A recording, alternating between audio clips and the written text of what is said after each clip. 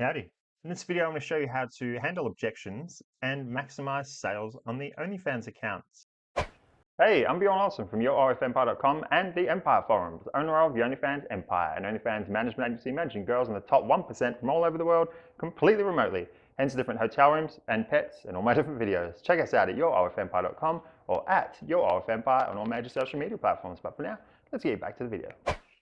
By handling objections, I mean when you go to send a PPV to a sub and the sub either ignores it or they don't buy it or they make an excuse, I get paid on Friday, or that's too much, or that's not in my budget, anything like that. I'm going to show you how to handle those objections and likely turn that into a sale. Now, obviously, it won't always turn into a sale. Some people actually like legitimate brokies.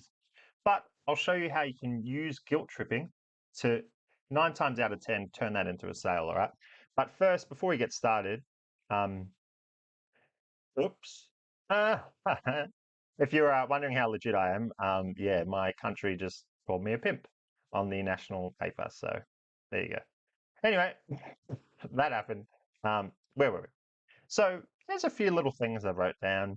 I've created a lot of scripts over my time and they're all on Empire. I like the psychology behind it and I used to take a lot of notes and stuff like that. And I thought, you know what, let's put them all up on Empire. So this is one of these pieces from that. So I'm just going to give you a quick little demo. So as you can see here, these are all based around guilt. So the main trick is if a sub does not purchase content, they're going to do it a few different ways. I've noticed, I don't know, we'll say like 50% of the time, they'll just ignore it and then they'll just continue a conversation like you never sent a PPV.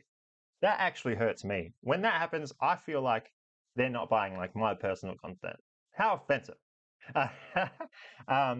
That's one they do. Yeah, so you'll send a PPV and then they'll go, so how was your night last night or how was work? And you're like, well, I just sent a PPV, mother. What the? Come on, bruh. So here's what you do. Say that happens. I should have actually pulled up a chat. Oh no, I don't really want to say information. So anyway, they're not buying it for whatever reason. They're ignoring it, saying how's your day or how's work, and just completely just ignore that you sent a PPV. Or they've given an excuse. I just spent my last 50 bucks. Yeah, used to get that one a lot. Anyway, whatever it is, here's what you do.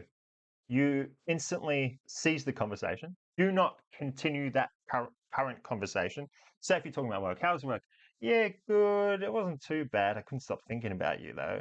Oh, I bet. Were you thinking of me? Yeah, I was thinking of you. What about like this? Were you picturing me like this? Then send a PPV. I don't know. I just made that up. Say you're doing that. And then you send the PPV and they ignore it. Don't keep going. Don't go, yeah, work was good. I wish you were like, I wish you were here. What if we like fucked in the freezer or I don't know. I like help myself back then because I don't know what YouTube's like, but anyway, whatever. Do not continue that scenario because what you're doing is you're saying to them, you don't have to buy my content. I'll still keep playing along because the guy's getting off on it. The guy's loving the conversation, otherwise they wouldn't be there. They're probably getting turned on and they're probably doing, whatever. So don't continue the conversation because humans, repeat behavior that they get rewarded for. So if they don't buy your PPV and you continue the conversation, you're rewarding them for not buying the PPV. So guess what? They're going to repeat it. They're going to repeat it. They're going to not buy the PPV and just continue and think, well, I can keep doing it anyway. So here's what you do. You seize the conversation. Say it's about work. You send the PPV, they ignore it. Don't keep talking about work. You send one of these bad boys. Then they're going to reply.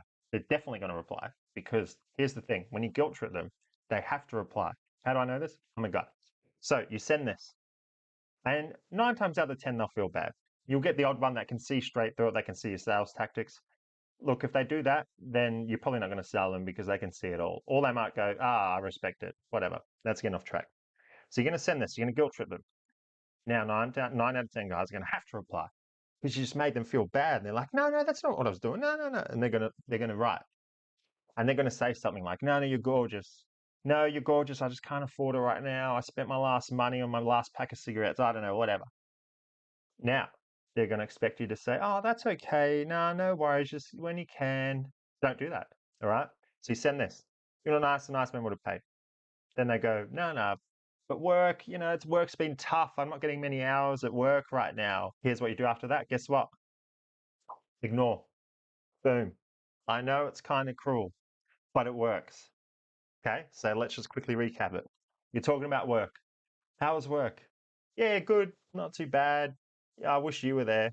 Yeah, I wish I was there too. Yeah, I bet. Oh, yeah, but it would have been awesome if I don't know, I'm making this shit up, whatever. Yeah, well, guess what? Well, I'd rather be home at home doing this. Oh, you can tell I'm just like saying this off the fly. Whatever, you get the point. And then you send them PPV, and then they go, "Yeah, work wasn't too bad. I wish I was there with you. So what are you doing? Oh, hang on, I'll just send a PPV." Then you send one of these bad boys. Ah, oh well, okay. Finally, Mr. Boring Waiter on the mood. Then they'll reply, no, I can't afford it. My car just went into the mechanic and it cost me $3,000. I had to get it regoed. I had to get my car registered. I had to pay insurance. I had to. Guess what? Don't reply. Don't reply. Or you can turn it up a bit, reply, but just send a sad face. And then stop replying altogether. It'll drive them mental. It will drive them mental. So you either don't reply after you've said this, or you reply once more, just with a sad face, and then stop all communication. It will drive them mental. And I'll tell you what, 9 out of 10 of them are going to purchase. 9 out of 10 of them are going to purchase that bad boy. And then guess what you do after that? Then you resume the conversation. Oh, you're so amazing. Oh, I love you're one of my faves. Yeah, work was good, by the way. Yeah, I really wish you were there. I can't wait till the weekend though. Work's shitty. You just continue like nothing happened because then they go, this is what they think. They go, I brought the PPV. She didn't reply. Then I brought it. Then she replied. So guess what they're going to do? They're going to repeat the behavior because it's just how we're programmed. They're going to repeat the behavior. I don't purchase PPV equals she ignores me. I purchase PPV. She talks to me again. That's it. I know it's a little cruel. I don't know how YouTube is going to do with this. Let's just say I probably won't be getting monetized, so I can forget about running ads on here. But that's 100%. 9 out of 10 will reply, all right? So you replied with one of these bangers, then you followed up with silence. Now it might take a day, it might take 2 days, but guess what? 9 out of 10 will purchase. So that's it. It's my sauce for the day. So if you like the video, go smash like button, smash the subscribe button, and I'll see you on another video.